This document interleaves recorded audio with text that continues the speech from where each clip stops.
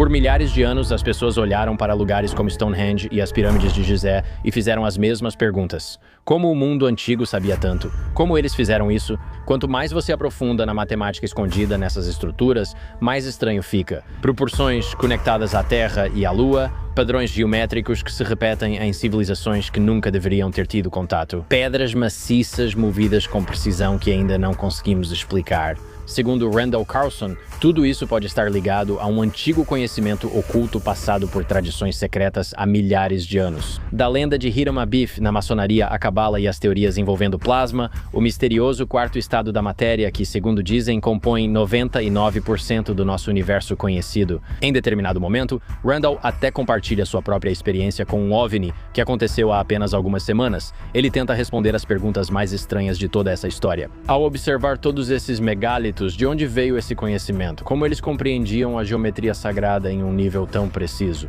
Bem, hoje, Randall Carlson vai explicar tudo, desde geometria sagrada até maçonaria, mistérios ocultos e a possibilidade de que todos os seres humanos tenham esquecido algo tão fundamental sobre a própria natureza da realidade. Este episódio está fascinante e Randall Carlson é uma lenda. Sente-se, relaxe e seja bem-vindo ao camp.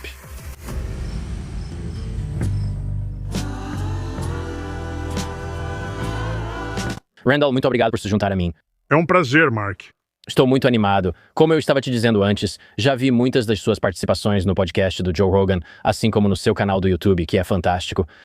Esse tema tem ocupado muitas das minhas madrugadas no YouTube. Por isso, ter você aqui é uma honra. Muito obrigado por vir. Bem, obrigado por me receber, Mark. Isso é fantástico. Você já deixou o computador pronto, o que me anima muito e mostra que vamos começar uma aventura. Eu pensei que a gente poderia dar uma olhada em algumas coisas. Eu adoraria isso. Eu venho investigando alguns mistérios há um tempo e tenho alguns gráficos, algumas imagens e até alguns clipes de vídeo, se eu conseguir encontrá-los aqui. O acampamento é isso, embarcar em uma aventura pelo desconhecido. Então sim, você está no lugar certo.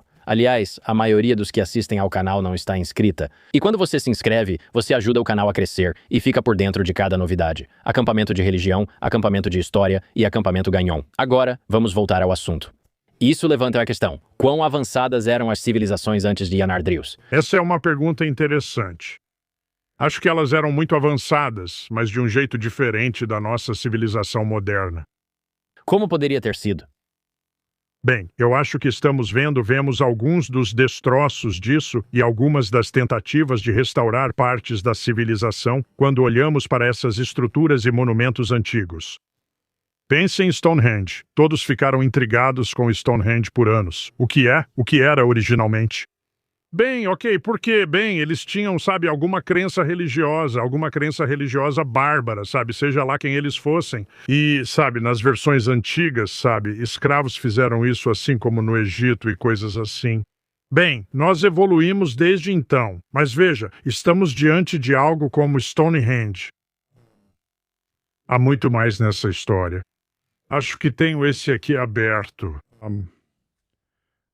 Certo, vamos lá. Uma origem escocesa para a pedra do altar de Stonehenge. Agora, não precisamos necessariamente ler isso. Na verdade, vamos ver. Então isso é bem recente. Foi publicado em 2024. Sim, é bem recente. Então isso é algo totalmente novo e inovador. Então, olhando para Stonehenge, sempre se pensou que havia dois tipos de pedra em Stonehenge. Uma pedra azul riolítica, que é uma rocha ígnea que formava o círculo de pedras azuis e a ferradura de pedras azuis, e as pedras Sarsen, que são predominantemente um arenito quartzítico. Então, dois tipos diferentes de pedra ali. Agora, elas formaram as maiores que você geralmente associa ao Stonehenge.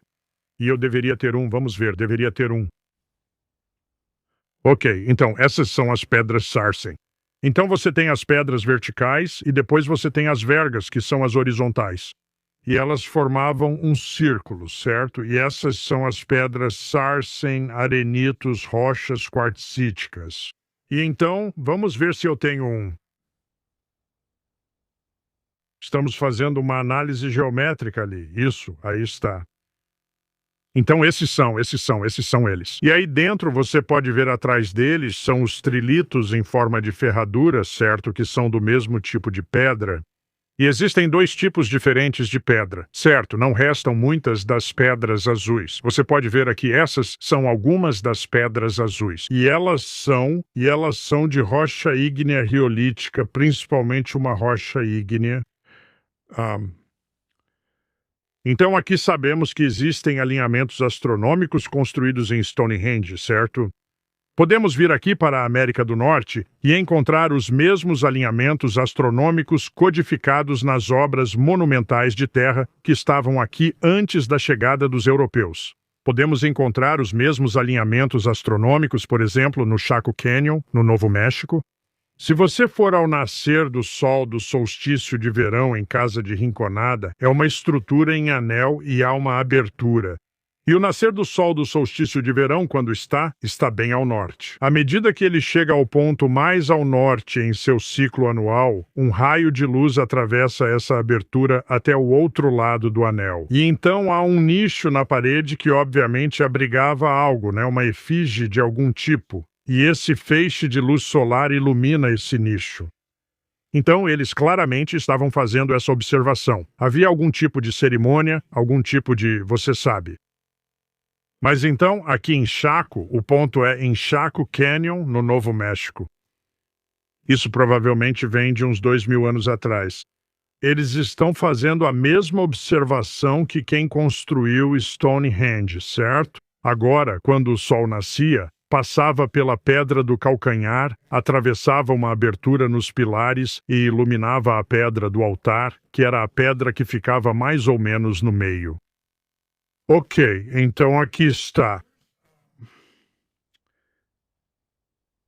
Aonde isso vai dar? Agora, isso é apenas uma análise geométrica da geometria sagrada em Stonehenge.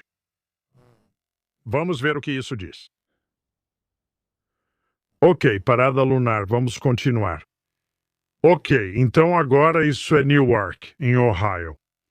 E essa era uma das obras monumentais de terra às quais me refiro com bastante frequência.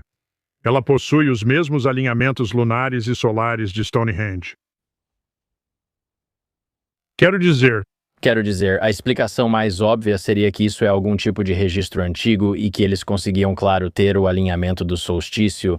E então, quando eles veem o sol passando diretamente por esses pilares e caindo em uma efígie, eles sabem que é oficialmente a hora de começar o verão ou a hora de começar o inverno. Mas você pode perceber isso só colocando alguns gravetos no chão.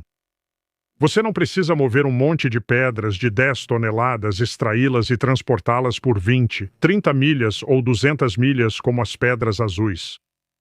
Mas do que se trata esse novo trabalho, é sobre a pedra do altar.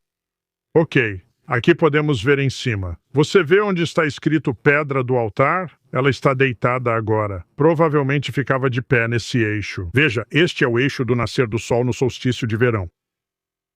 No solstício de verão, o sol nasce pela manhã. Está iluminando esta pedra, a pedra do altar.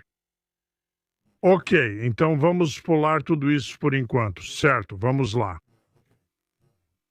Então, Stonehenge, o círculo de pedras em pé do período neolítico localizado na planície de Salisbury, em Wiltshire, Inglaterra, oferece uma visão valiosa sobre a Grã-Bretanha pré-histórica. A construção de Stonehenge começou por volta de 3000 a.C., com modificações subsequentes ao longo dos 2 milênios seguintes. Os megalitos de Stonehenge são divididos em duas categorias principais: pedras sarsen e pedras azuis. Os maiores sarsens são compostos por silcrete de Duro-Crust, predominantemente provenientes de Westwoods, Marlborough, aproximadamente 25 quilômetros ao norte. Então precisou ser extraída e levada até lá, certo?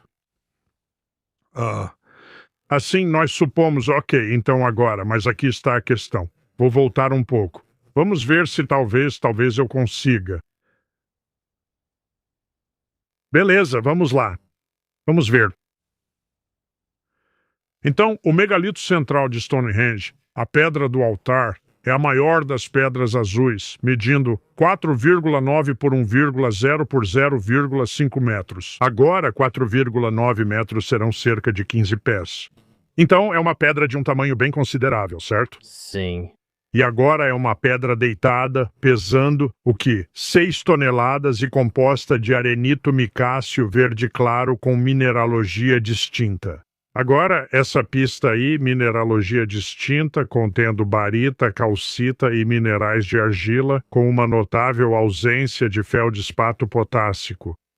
Trabalhos petrográficos anteriores sobre a Pedra do Altar sugeriram uma associação ao arenito vermelho antigo, ou ORS, um conjunto de rochas sedimentares do final do Siluriano ao Devoniano que aflora amplamente em toda a Grã-Bretanha e Irlanda.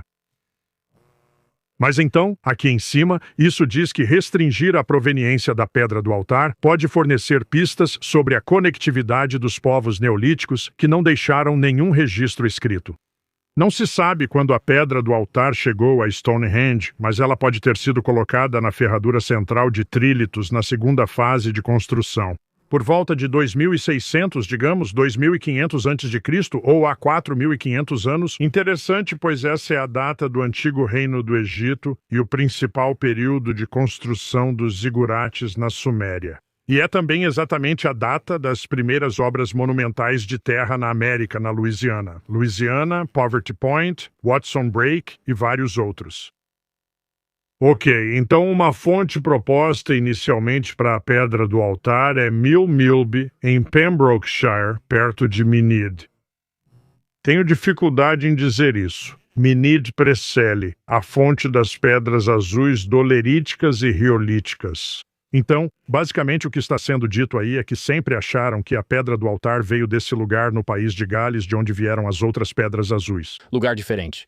Lugar diferente. Isso mesmo, lugar diferente. No entanto, inconsistências na petrografia e nas idades dos zircões detríticos entre a Pedra do Altar e o subgrupo Coeschiston descartaram essa origem. Então, de onde ela veio? Bem, acho que tem um mapa aqui para mostrar isso. E vamos para o próximo slide. Vamos lá. Então, aqui está Stonehenge na parte inferior. Lá no topo, deixa eu ver se consigo recuperar meu cursor. Mas você pode ver bem no topo da Escócia. Aquele pequeno ponto vermelho. Aquele pequeno ponto vermelho. Sim. Foi dali que veio. Uau. Então eles foram lá para cima.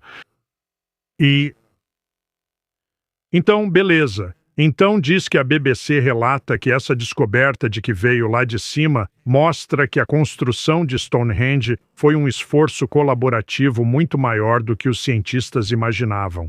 Isso também significa que o antigo monumento perto de Salisbury, no sudoeste da Inglaterra, foi construído com pedras de todas as partes da Grã-Bretanha. Então aqui está uma citação de alguns dos arqueólogos ou geólogos, não tenho certeza se eram arqueólogos ou geólogos, que perceberam isso. Ele contou que ficamos surpresos ao saber que era do nordeste da Escócia. O professor Pearce, que também esteve envolvido na descoberta atual, disse à BBC News que foi um choque, para dizer o mínimo. Vir de tão longe, mais de 700 quilômetros, foi algo notável. O povo neolítico devia ser muito bem conectado, muito mais do que as pessoas costumam imaginar. Eles deviam ser muito bem organizados. Stonehenge parece ser esse grande empreendimento britânico envolvendo diferentes povos de toda a região. Quero dizer, uma pedra de 6 toneladas e 4,5 metros sendo trazida da parte mais ao norte da ilha. Sim. Lá para o sul, onde fica Stonehenge. Eles precisaram cruzar montanhas, florestas densas e rios. Então alguém falou, levaram pelo mar. Bem, se você olhar para o Mar do Norte é famoso por suas tempestades, seus vendavais, sabe, ferozes, a quantidade de navios que já foram perdidos.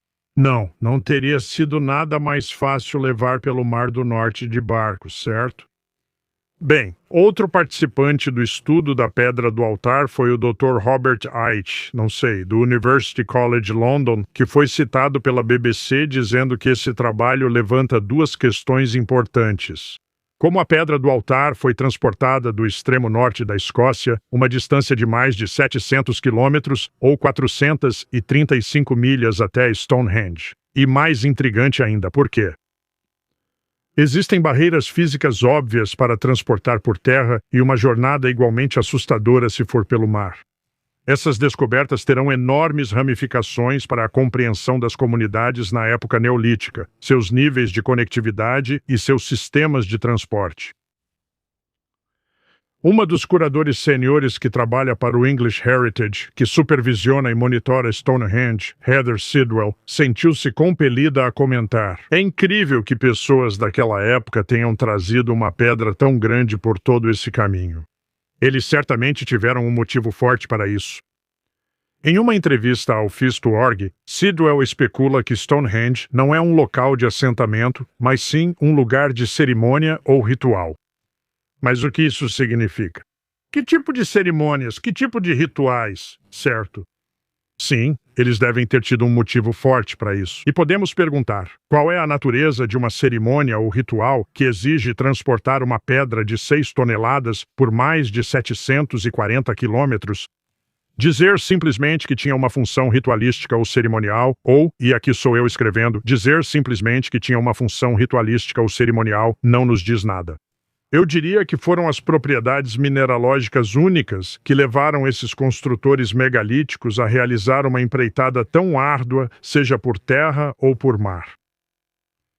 Isso abre uma caixa de Pandora que muitos arqueólogos relutam em reconhecer. Foi demonstrado de forma convincente que esses construtores também eram astrônomos. E é inegável que eles eram engenheiros altamente capacitados. Agora está se tornando provável, com evidências como esta, que eles também eram geólogos. Mas essa conjectura razoável traz algumas implicações que dão muito o que pensar.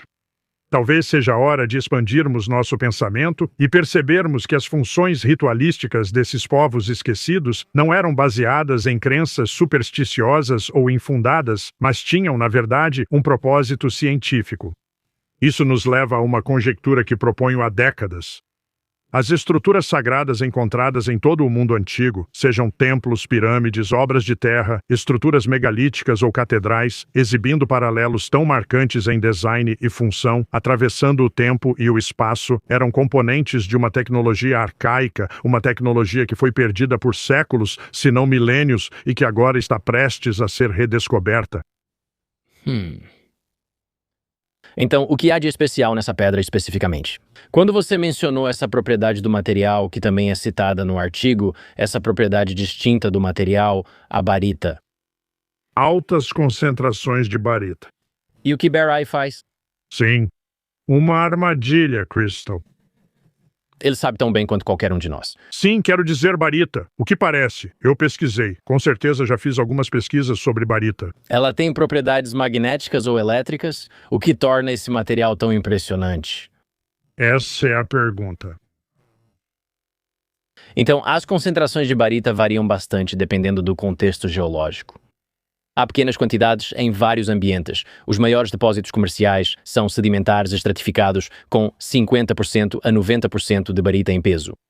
Depósitos estratificados em Nevada, Arkansas e China concentram a maioria das reservas globais. Então eles passaram por um residual. Ele serve como material de medição.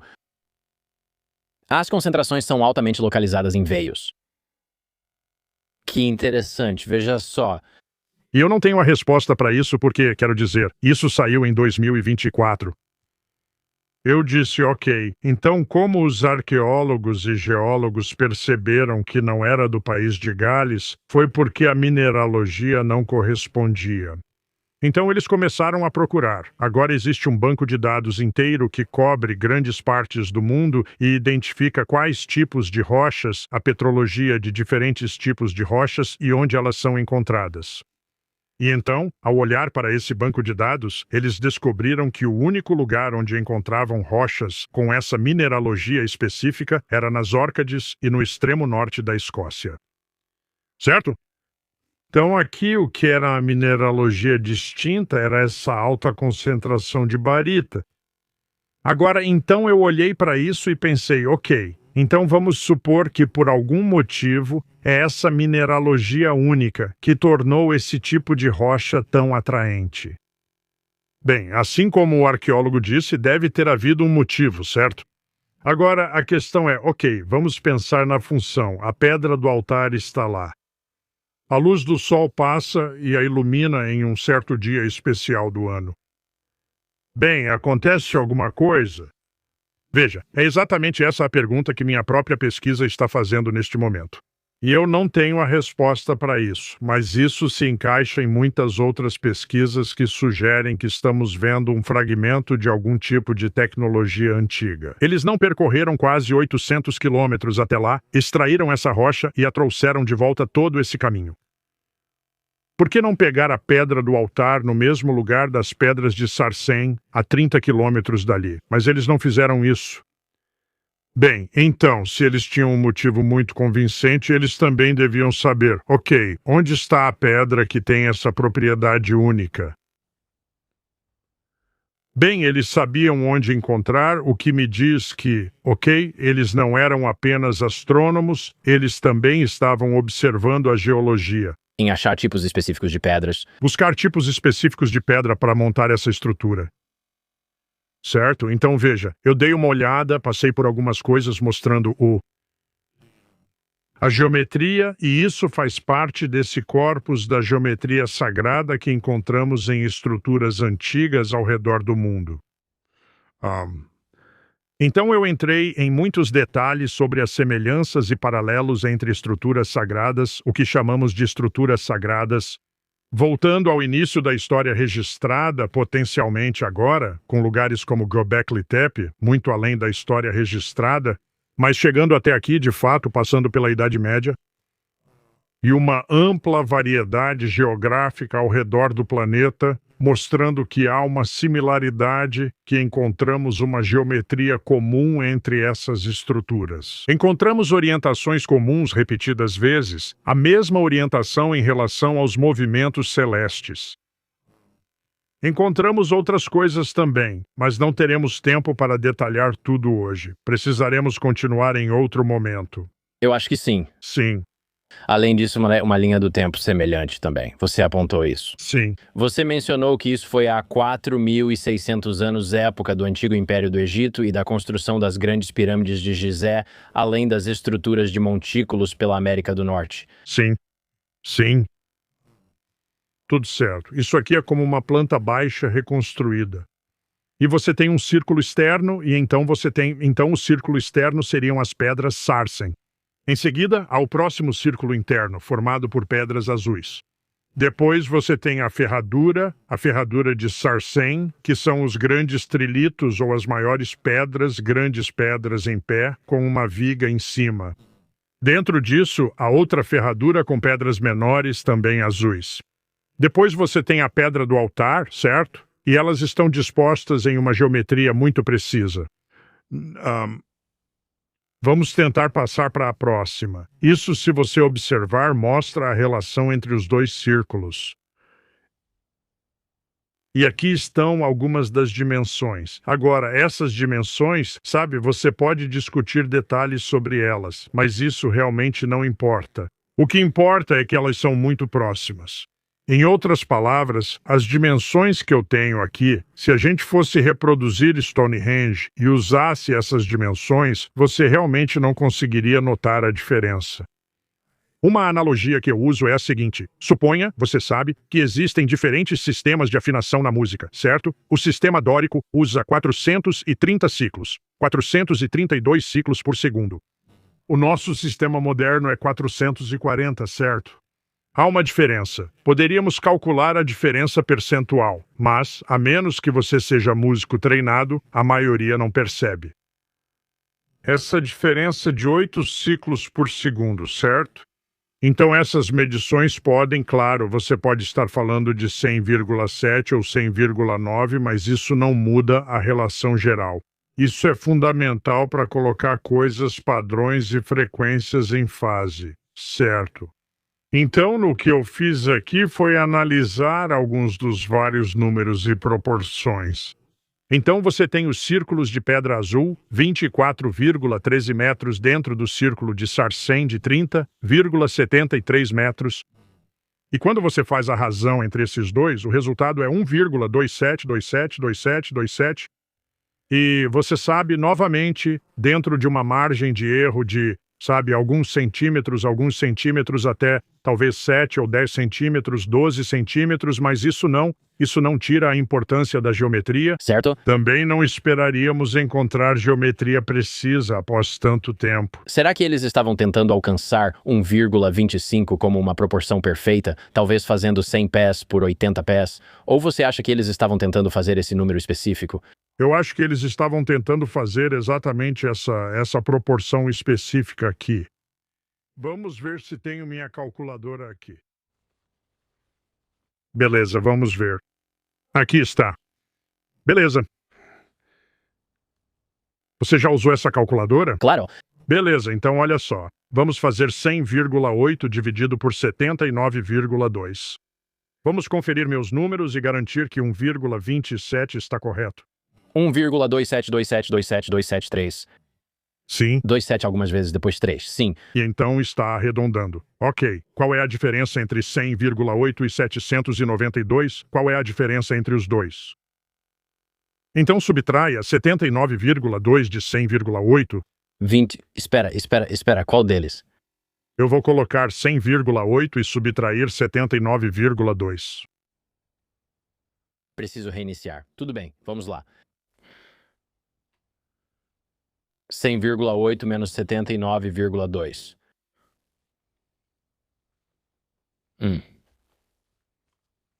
Quanto você conseguiu? 21,6. Ok, 21,6. E temos 79,2. Ok, então agora calcule a razão desse número por este. Vamos, deixe-me colocar 79,2 para 21,6.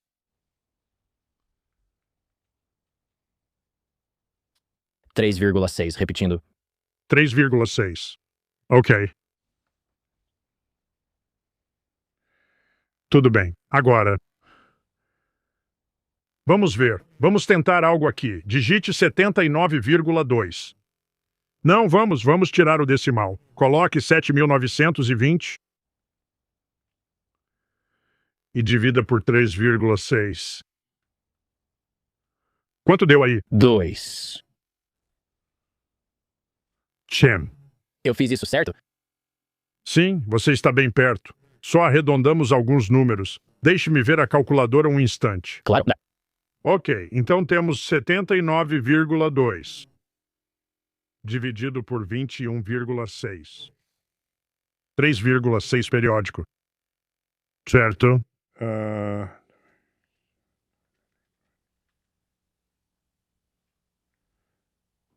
Certo, então basicamente o que você fez aqui, essa razão aqui. Certo, então, Cristos, olhe lá para cima e me diga qual é, em milhas, ou me diga qual é o diâmetro da Lua. 2.159 em números redondos. Quanto seria 2.100? 21.2100. 60, certo? Sim. Desculpa. Qual é o diâmetro médio da Terra? 12.742 quilômetros ou em milhas seriam 7.918. Então essa é a proporção entre a Terra e a Lua. É isso aí. Com uma diferença de apenas algumas milhas. Certo. Mas em termos astronômicos? Negligenciável. Negligenciável. É. Então isso é. Então, a questão agora é saber se isso é coincidência. É coincidência? Então aqui temos um quadrado que está envolvendo o círculo interno. Você vê que o diâmetro dele, o comprimento do lado, é 79,2. Certo? Beleza, então isso envolve o círculo. Agora 79,2 vezes 4 nos dá o perímetro desse quadrado. Então 79,2 vezes 4 nos dá o perímetro do quadrado. E é esse número bem aqui. Agora, não vou entrar nesse número, porque esse número aqui vai nos levar por um caminho bem complicado. 116,8. Isso, 316,8. Então, se você pegar a Terra com 7.920 e colocá-la dentro de um quadrado assim, a geometria vai te dar esse resultado. Esse quadrado tem 31.680 milhas ao redor do seu perímetro. Certo? Então agora, se pegarmos o círculo externo, que era 100,8, então vamos pegar o círculo externo, 100,8, e vamos usar o π dos construtores, que é 22/7. Então é isso que você vai fazer. Você vai colocar, na verdade, você pode fazer isso, coloque 100,8 vezes 22, dividido por 7. O que você conseguiu? 316,8. Sim. Então, o que temos aqui é a solução para o exercício de quadratura do círculo, que era o principal problema geológico da antiguidade. Mas isso está incorporado aqui mesmo nas proporções de Stonehenge com um alto grau de precisão. Agora, novamente, será coincidência termos aqui a solução para um problema geométrico que possui um simbolismo profundo, a quadratura do círculo? É por isso que estou chamando meu podcast de A Quadratura do Círculo, porque era considerado um problema impossível de resolver matematicamente. No entanto, havia maneiras de aproximá-lo com um grau de precisão tão alto que, para fins práticos, isso não fazia diferença. Agora, este é apenas o primeiro nível de aprofundamento nesta geometria, que parece ter fornecido o modelo para Stonehenge. Agora podemos discutir detalhes e vocês fazem isso. Na verdade, essa medição mostra que era 4 polegadas diferente, mas isso não importa. Não importa porque acredito que lidamos com frequências aqui, e elas não precisam ser exatamente precisas para gerar interferência construtiva. Interferência construtiva ou interferência destrutiva. Sabe, em outras palavras, interferência construtiva significa que uma frequência vai amplificar outra frequência em vez de causar interferência destrutiva. Mas vai além disso. E aí, pessoal, vamos fazer uma pausa rapidinho porque eu preciso contar uma coisa meio constrangedora. Certo, eu tenho malhado de forma bem consistente há um tempo, eu adoro malhar. Acho super importante e faz parte da minha rotina. Não como besteira e faço tudo certo. Fiquei em boa forma. Percebi que meus resultados pararam de acompanhar meu esforço, principalmente após ter um filho. Continuava me dedicando, mas não estava tendo os mesmos resultados na academia. Eu começava a ganhar um pouco mais de gordura na barriga. Minha energia oscilava um pouco. A recuperação estava demorando um pouco mais. E eu presumi que era só porque eu estava ficando mais velho. O que faz sentido, né? Sabe, quando os caras chegam nos 30 anos, a testosterona naturalmente começa a cair. E, sabe, quando isso acontece, seu corpo literalmente começa a armazenar mais gordura e você começa a perder músculo mais rápido. Mas aqui está o que me pegou de surpresa. Quanto mais gordura corporal você tem, mais seu corpo converte testosterona em estrogênio, facilitando o acúmulo de gordura e perpetuando esse ciclo. Comecei a tomar Marsman e, sinceramente, após um tempo, notei diferença. Parece loucura, mas é real. Em 2024, fiz exames de sangue. Minha testosterona estava normal, porém no limite inferior. Fiz exames de sangue recentemente sem relação com isso, e tenho tomado. Usando o Marsman por cerca de 4 ou 5 meses, minha testosterona aumentou. Agora, eu não sei se foi por causa do Marsman, não vou dizer que foi só por causa deles. Sabe, talvez eu esteja comendo um pouco melhor, tenho dormido melhor. Vai saber? Mas minha testosterona realmente aumentou. Quero dizer, eu não acreditei. Minha energia está mais estável ao longo do dia. Meus treinos têm sido melhores. E entrando no verão, na verdade estou ficando mais definido de um jeito que me faz sentir melhor. Agora, Marsman é um suplemento natural. Eu nem tenho ele aqui no estúdio porque está na minha casa. Sem hormônios sintéticos nem estimulantes duvidosos, apenas ingredientes naturais como Tonkat Ali, Shilajit, zinco e boro, desenvolvidos para ajudar a manter níveis saudáveis de testosterona. Agora, olha, você pode simplesmente comprar todos esses suplementos por conta própria. Você pode comprar Tonkat Ali, Shilajit, mas tem que garantir que são de um lugar confiável. Tem que garantir que são de qualidade certa. Pode sair caro tentar juntar tudo sozinho. Com o Marsman, já vem pronto para você, feito nos Estados Unidos e testado por terceiros em cada lote. E mais de 91% dos usuários realmente relatam mais energia. Veja só, o Marsman oferece garantia de reembolso de 90 dias, 90 dias para testar. Se não gostar, devolvemos seu dinheiro, sem riscos. Por tempo limitado, ouvintes deste programa recebem 50% de desconto vitalício. Não sei com que frequência ou por que essa oferta é feita. 50% de desconto vitalício, frete grátis e 3 brindes grátis em mangotomars.com. Isso mesmo, mangotomars.com para 50% de desconto e 3 brindes grátis ao finalizar a compra. Também está disponível na Amazon. Funcionou de verdade para mim. Eu gostei. Ainda tomo porque gosto de suplementos naturais e me sinto bem com isso. Agora, quando perguntarem onde você ouviu falar disso, diga que foi o pessoal bacana do Camp Gagnon que te indicou. Isso realmente ajuda mais do que você imagina. Agora, vamos voltar ao assunto. E aí, galera, a gente vai fazer uma pausa rapidinho. Porque tem uma marca com a qual estamos trabalhando que eu estou muito empolgado. De verdade, é um dos meus produtos favoritos e se chama Ultra, certo? E a Ultra acabou de lançar algo que vai mudar o jogo. Já mudou a minha vida. Então, a forma como eu penso sobre isso é que sempre que estou cansado, com sono e não durmo bem, eu sou uma pessoa pior. Tipo, literalmente, se eu durmo mal 3 dias seguidos, tudo começa a desandar. Eu tomo decisões piores, eu fico pior no palco. Sinto que fico pior no podcast, eu como mal, não treino tanto. E à medida que vou ficando mais velho, percebo cada vez mais que o sono é a única coisa que realmente importa. Se eu durmo bem, fico de melhor humor. Sou um marido melhor, sou um pai melhor, treino melhor, me sinto melhor. Quero dizer, tudo vem do sono. É isso. Você usa gomas de melatonina, mas elas têm tanta melatonina que podem piorar o sono, deixando você sonolento demais para acordar. Às vezes recorre a remédios para dormir de farmácia. Tipo, isso vai acabar totalmente com o seu sono, e você não quer ficar dependente de um remédio forte, sabe? Só para conseguir dormir como um adulto normal.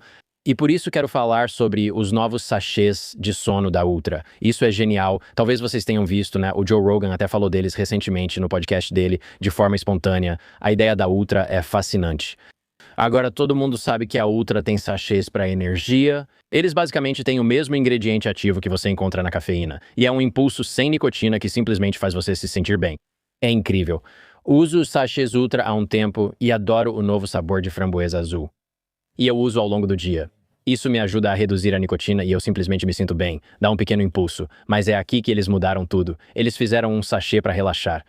Uso esse antes de dormir. Enquanto estou no sofá com minha esposa vendo TV, coloco o Ultra Sleep Pouch, sabor mel com limão, que tem um gosto incrível.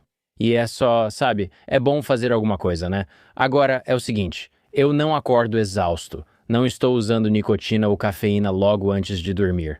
Esse aqui, na verdade, tem uma combinação de ingredientes que faz sentido. Tem 1 miligrama de melatonina, que é uma dose muito mais razoável. Você não precisa, de repente, tomar tipo 10 miligramas ou algo assim. Também tem L-tianina, que ajuda a acalmar os pensamentos acelerados. Basicamente, ela relaxa seu sistema nervoso central. E isso te dá aquela sensação de, ao invés de ficar remoendo as coisas à noite, você pensa, vou simplesmente dormir. Também tem magnésio, que você já deveria estar tomando para ajudar a dormir. Inclui extratos de camomila, flor de maracujá e erva cidreira para ajudar a dormir melhor, por mais tempo e acordar mais recuperado. Não é só um ingrediente fazendo tudo, é um combo completo para a noite em uma lata super fácil. Coloco na boca 10 ou 20 minutos antes de dormir e já fico pronto para dormir. O mais importante para mim é dormir melhor sem acordar cansado no dia seguinte. Isso é o melhor do Ultra. Esses sachês de sono estão me fazendo dormir melhor e mais profundamente segundo o meu Whoop. Não acordo grog. Acompanhe com seu Whoop, anel Oura ou similar, pois isso é algo que vale testar. Os sachês Ultra Sleep melhoram o sono, tornando-o mais profundo, com ingredientes naturais na dose ideal. E os novos clientes podem usar o código CAMP, C-A-M-P, para obter 15% de desconto quando acessarem takeultra.com. Use takeultra.com para 15% de desconto com o código. Todo mundo vai começar a usar os sachês Ultra Sleep e outros produtos Ultra. Estou te dando essa dica antes de todos. Depois de comprar, diga que soube deles pelo pessoal do camp. Agora, vamos voltar ao programa.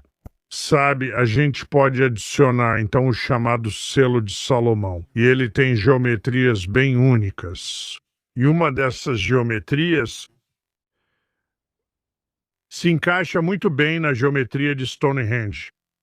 E isso nos dá o raio da ferradura de pedras azuis, as pequenas pedras dentro. Agora, avançamos 2000 anos mesma latitude, quase exatamente a leste de Stonehenge. Encontramos a Capela de Glastonbury, ou Glastonbury, Inglaterra, a Abadia de Glastonbury, que tradicionalmente e através de lendas foi associada como um dos locais de descanso do Santo Graal. E na extremidade leste da Capela de Santa Maria, da Abadia de Glastonbury, está a Capela de Santa Maria. E a proporção do comprimento para a largura é de 68,6 de comprimento por 39,6 de largura. Bem, sim, pode colocar isso aí. 68,6. Divida por 39,6, 68,6, 39,6. Você chega a algo muito próximo de 1,73. Exatamente. Certo? Agora, se você elevar isso ao quadrado, apertar o botão de elevar ao quadrado, você vai ver o que eles realmente estão buscando. Desculpe, me perdi. Pode repetir? Certo, então 68,6. 68,6 dividido por 39,6 e depois eleva isso ao quadrado. E você vai ver que é quase 3. Deveria ter um pequeno x ao quadrado aí. Eu perdi. Esse bem ali. Aqui está seu botão de elevar ao quadrado. Sim. Aí está, 1,732 e eu vou elevar ao quadrado. Veja, é a raiz quadrada de 3. Esse era um dos principais números geométricos presentes na arquitetura antiga mundial, essa razão específica. Agora, se o diâmetro da Terra, o diâmetro médio, é praticamente 7.920 milhas, o raio desse círculo seria a metade disso. Então, 7.920 dividido por 2... 3.960, divida isso por 100. E o que você tem aí? Você tem o comprimento do lado, a largura. Agora, a lenda diz que esta capela está situada no local da primeira igreja cristã já estabelecida por José de Arimateia e seus 12 discípulos, que deixaram a Terra Santa após a crucificação, carregando o cálice para a Inglaterra. E eles se apresentaram ao chefe pagão, Arviragos. E Arviragos deu a eles 12 rides de terra para que ele estabelecesse o recinto sagrado para a primeira igreja cristã. E no centro desse quadrado de terra, ele construiu uma pequena capela redonda. E essa capela foi consagrada. Os monges que então habitavam esse local por gerações se dedicaram à manutenção dessa capela. Eventualmente, ela se desgastou e foi substituída por outra capela, mas mantiveram as dimensões da original na réplica. Ela existiu por mais séculos e finalmente caiu em decadência. E eles construíram uma capela de pedra e preservaram o diâmetro da capela circular original na largura dessa nova construção. Agora, é Santa Maria, a Virgem Maria, ou é Santa Maria Madalena? Boa pergunta. Eu não sei, mas há algumas evidências que sugerem que possivelmente seja Maria Madalena. Agora, o que é interessante sobre isso, enquanto seguimos aqui, é que ali está a planta baixa da capela de Santa Maria. Certo? E aqui está Stonehenge na planta baixa. E você vai notar isso, a estrela aqui, certo? E você tem isso, e então vamos justapor exatamente na mesma escala a Capela de Santa Maria. Capela de Santa Maria. Essa é a escala exata do Stonehenge original. Claro. Este é Stonehenge e a Capela de Santa Maria na mesma escala. Então, 2000 anos depois, eles mantiveram parte da mesma geometria que encontramos formando o modelo do Stonehenge. Agora, 12 rides de terra. Quanto era um raid? Bem, era 120 acres. Então, se você tem 120 acres e multiplica por 12, o que você obtém? 1440. Você já se deparou com esse número bíblico? Havia 144 côvados no muro de Jerusalém, essa cidade santa. Havia 144 mil redimidos da terra, em outras palavras, sobreviventes da catástrofe. Certo. Então você tem 100, quanto era mesmo? 100 e... 1440. 1440 acres. Ok, agora, quantos pés quadrados tem um acre? 43.560. Cristosa, é melhor você conferir meus números aí. Pés quadrados em um acre. 43.560. Está correto. E eram 1.440. Ainda tem 1.440 vezes 43.560. 43.500. 60. Dá um número grande, né? É. Qual é a raiz quadrada desse número? Use o botão de raiz quadrada ao lado do x ao quadrado. Esse aqui. Aperta. O que é quanto deu 7.900? 20. O diâmetro médio da Terra. Coincidência? Agora poderíamos continuar com isso. Eu imagino que esses tipos semelhantes de números se repetiriam com as pirâmides de Gizé. Como assim? Como se esses números também se repetissem nas pirâmides de Gizé. Sim, podemos encontrar sim as correlações. Sim, com certeza. E tenho certeza que com todas as outras grandes estruturas megalíticas também. Encontramos esses números. Isso faz parte de um conjunto do que eu chamo de números cosmológicos. E esses números cosmológicos são encontrados em todas essas estruturas antigas. E qual sua teoria de por que isso é assim? Porque eu acho que certas proporções geométricas eram fundamentais para o funcionamento dessa tecnologia. Acho que estamos lidando novamente com frequências e comprimentos de onda. E eu acho que estamos lidando com energias dentro da Terra. Estamos lidando com energias cósmicas. Estamos lidando com a interface das energias terrestres relacionadas ao geomagnetismo e energias cósmicas, que podem estar relacionadas principalmente à heliosfera e ao Sol. Mas vai além disso. Acho que estamos lidando com algo bem aqui. Acho que estamos chegando perigosamente perto da questão de qual era essa tecnologia antiga. E eu vejo, quando olho para as obras monumentais de terra da América do Norte, ou olho para as pirâmides em degraus de Yucatán, ou para os templos até mesmo da Grécia, vamos encontrar as mesmas proporções embutidas quando olharmos para os templos e estruturas sagradas da Indochina, Angkor Wat, Angkor Thom. Encontramos as mesmas razões e proporções embutidas ali. Tenho apresentações inteiras onde faço a análise das plantas baixas, das elevações, das catedrais góticas, por exemplo. Encontramos os mesmos tipos de orientação. Por que você orientaria uma catedral para o nascer do sol em um determinado dia do ano? Por que aqueles que construíram as obras de terra da América do Norte se interessavam pelas posições relativas entre o Sol e a Terra? Mas não só isso, os ciclos da Lua. O ciclo de 18,6 anos é um período recorrente para o ciclo lunar entre suas posições máximas e mínimas em que a Lua nasce. Ainda assim, você pode olhar para Angkor Wat, você pode ver isso no Camboja. Você pode olhar para as obras de terra de Newark, lá no Vale do Rio Ohio, os mesmos alinhamentos. Você pode olhar para Chaco ou para Chimney Rock, no sul do Colorado. Esses alinhamentos estão consagrados em 2 pilares naturais e uma kiva que foi construída com um ponto de observação onde você podia acompanhar esse ciclo de 18,6 anos da Lua. E isso continua. Por quê?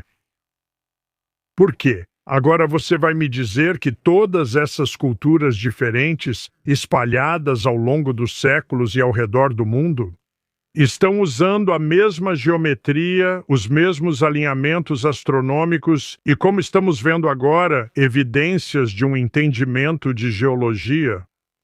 O trabalho de Paul Devereux, iniciado no final dos anos 70 e começo dos 80, ele era um pesquisador britânico que começou a estudar a localização de todas as estruturas nas Ilhas Britânicas, os círculos, os menires, as pedras em pé. O que ele descobriu foi que havia um componente geológico, e ele documentou isso em 3 ou 4 livros diferentes. Ele descobriu que não havia apenas uma preocupação com os padrões no céu e nos astros, eles também se preocupavam com o que estava acontecendo abaixo. De certa forma, temos o princípio alquímico do assim como acima. Assim também abaixo. E eu acho que essas estruturas, Stonehenge, obras de terra de Newark, os templos na América Central e em Yucatán, os templos no Peru, na Bolívia, as estruturas até mesmo na Grécia, porque encontramos em muitas delas o Partenon tem esse design geométrico. Por que eles estão fazendo isso? Eu acho que existe uma razão convincente para usar essa palavra para o motivo de eles moverem aquela pedra. Quase 800 quilômetros havia uma razão convincente. E eu acho que a razão convincente, o segredo do que eles estavam fazendo, está contido na lenda do Santo Graal. Lembre-se, José de Arimateia viajou. Ele deixou a Terra Santa e foi para Glastonbury, presumivelmente levando o Santo Graal, seja lá o que fosse. E agora as lendas associadas a Glastonbury, sim, de que foi o local onde o Santo Graal ficou guardado por algum tempo. Bem, o que era o Santo Graal? Bem, não teríamos tempo para entrar nos detalhes de todo o conjunto de dezenas de escritos sobre o que o Santo Graal poderia ter sido, porque cada autor o descreve de forma muito diferente, certo? Não, nenhum autor o descreve da mesma forma. Agora, na versão cristianizada, sim, é o cálice da última ceia. Cristo bebeu desse cálice e o passou entre seus discípulos. Todos beberam dele, e ele disse, isso representa o meu sangue, certo? Na história, José de Arimateia pega esse mesmo cálice e, quando recebe permissão de Pôncio Pilatos para retirar Jesus da cruz após apenas 6 horas, porque Pilatos, em primeiro lugar, não acreditava que Jesus realmente estivesse morto depois de apenas 6 horas. Porque ele disse que os romanos eram mestres em prolongar a agonia da crucificação. Então ele não acreditou, por isso enviou o centurião Longino com sua lança, e Longino perfurou Jesus no lado, não obteve resposta, voltou e disse, sim, ele está morto. Pilatos disse, sim, pode levar o corpo. Então, o que José de Arimateia faz? Ele vai e recolhe o sangue e os fluidos que saem do lado de Jesus, sela tudo. E é aí que agora passamos da Bíblia para a lenda. E, de acordo com a lenda, ele foi com seus 12 discípulos para a Inglaterra, e daí vem a história e o estabelecimento do recinto sagrado de 101.440 acres. Uau! Acho que minha pergunta é, você acredita que essas frequências e a geometria sagrada dessas construções megalíticas influenciam materialmente a capacidade delas de se comunicar com o divino? Sim. Sim, acho que isso faz parte da tecnologia e acredito que estamos quase chegando lá, redescobrindo através das propriedades do quarto estado da matéria, que eu acho que é meio que... Você pode pensar na fase interdimensional entre o mundo material e o mundo espiritual, o mundo do plasma. E que agora sabemos, a partir de estudos, que o plasma é muito estranho. E quando submetido a certas frequências, ele pode se auto-organizar em padrões geométricos coerentes. E acontece que algumas dessas frequências são exatamente os números e proporções que estamos obtendo das estruturas antigas. O que você pode me dizer sobre a geometria do colisor de partículas do CERN? Você já pesquisou sobre isso? Não, acho melhor eu pesquisar agora. Eu teria muita curiosidade. É esse grande círculo. Certo. Eu sei o que é, mas não pesquisei a geometria disso. Não pesquisei. Ficaria curioso para saber se há alguma correlação ali. Talvez exista. Vou indicar um livro caso queira ler. A Nova Ciência dos Céus, de Robert K. Temple. É sobre algumas dessas descobertas emergentes do plasma e da física do plasma. E algumas das... Ok, então por anos, literalmente desde que eu era adolescente e lia livros sobre OVNIs, eu queria ver um OVNI. Eu quero ver um OVNI. Os anos passam, eu cresço. As pessoas me dizem, sabe, eu vi essa coisa. Então eu disse, uau, isso é interessante. Mas, sabe, enfim, eu estava com minha mãe e nós estávamos dirigindo e vimos essa nave. Ou sabe, eu vi essas luzes estranhas pairando. Ou sabe, eu ouço essas histórias. Eu disse, porque eu nunca vi nada assim. Que dia é hoje? Há uma semana, no domingo, vi pela primeira vez algo no céu. O que era? Eu não sei. Como era? Bem, como você descreveria isso? Bem, tudo bem. Eram esferas de luz. Ok, então eu estou nessa conferência chamada Busca por Civilizações Antigas, lá em Sedona, Arizona. E tem uma moça lá, uma jovem chamada Sheila, não consigo lembrar o sobrenome dela. Beckett? Não, Sheila. Uma jovem muito interessante, muito inteligente. Ela está trabalhando com frequências, certo? E algumas das associações incríveis com frequências. Ela seria uma pessoa interessante para entrevistar. E ela poderia vir aqui e mostrar para você com o osciloscópio dela e colocar as coisas na tela. Simplesmente incoerente, e então é submetido a certas frequências que são os mesmos números, e de repente você vê eles se organizarem nessas belas geometrias. Já vi isso com areia e subwoofer. É assim, Você pode tocar um som no subwoofer e ele cria um padrão. é assim. Certo? Então ela entrou e disse: "Olha o que eu tenho no meu celular." E eu disse: "Bom, ok. Então eu vejo essas luzes nas nuvens." Ela diz: "Olha isso." E ela aperta. E essas luzes fazem isso. Uau! Quando você gravou isso? E ela disse: "Agora mesmo." O quê? Ela disse: "Você quer ver?" Eu falei: "Quero. Vamos sair na varanda." A gente sai na varanda. Ela pega. Ela tem esses binóculos de visão noturna de nível militar. E ela fala: "Eu nem deveria ter isso. Não é legalizado. Mas é o seguinte, quero que você faça isso. Olha lá para cima. Tá vendo aquele poste ali? Olhe à direita e um pouco acima do poste." Beleza. "Não vejo nada, só as nuvens." Ela disse, continua olhando. De repente, essa bola de luz surge da nuvem. Segundos depois, outra aparece atrás dela. Segundos depois, uma terceira surge atrás dela. Eu estou pensando, o que é isso? E eu estou olhando. E então, logo aparecem 5 delas. E elas começam a fazer essa dança. E eu penso, o que diabos eu estou olhando aqui? Sabe, até hoje eu não sei, mas tenho uma suspeita do que eu estava vendo. Você sabe o que é raio globular? Tudo bem. Bem, o que eu vi devia ser raio globular. E raio globular é plasma. É plasma coerente. É só isso. É plasma coerente. Mas o que estou vendo não é como o raio globular que se costuma ver, sabe? Como algumas representações mostram, entrando em um cômodo ou... Sabe, Essas coisas eram enormes, pois eu as via contra as nuvens. E para mim pareciam enormes bolas globulares de... raios globulares. Mas eles estavam fazendo isso de uma forma quase como uma dança organizada e coerente. Tipo, fiquei olhando e pensando, será que vejo algo natural? Não consigo conceber que algo assim seja natural. Será que estou olhando para algo inteligente? E eu ainda não tenho uma resposta. Mas eu vi algo que eu nunca tinha visto antes. Eu não conseguia explicar o que estava vendo. E foi muito impressionante. qual foi a explicação dela? Bem, ela realmente não me deu nenhum tipo de, sabe, eu não sei.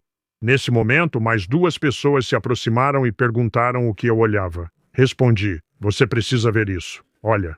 Então, havia cerca de 4 ou 5 de nós, no final das contas, parados ali, observando essas coisas. E então, sabe, eu abaixei enquanto outra pessoa estava usando os óculos de visão noturna. Eu estava olhando para cima, e então eu consegui realmente vê-los a olho nu. Então, sabe, isso confirmou bem, sim, tem algo lá em cima. Agora estou vendo a olho nu. Mas o que eu concluo é que acho que estava vendo algum tipo de manifestação coerente de plasmas. Mas eu não sei. 2 semanas depois, ainda estou intrigado com o que diabos eu vi. E por quê? E por quê? And why? E qual foi, afinal, a frequência da força que criou o plasma para ser tão coerente? Sim. Ainda não tenho respostas, mas espero que sim. Vou perguntar para Sheila. Sheila, qual é a sua explicação para o que acabamos de ver lá no céu? Porque eu nunca vi nada parecido com isso. Bizarro. Foi bizarro. Você sentiu alguma coisa? Ficou animado? Sim. Eu fiquei animado. Quer dizer, eu fiquei eu fiquei arrepiado da cabeça aos pés. Tipo, o quê? É porque me surpreendeu. Uma coisa é ver luzinhas dançando no celular dela.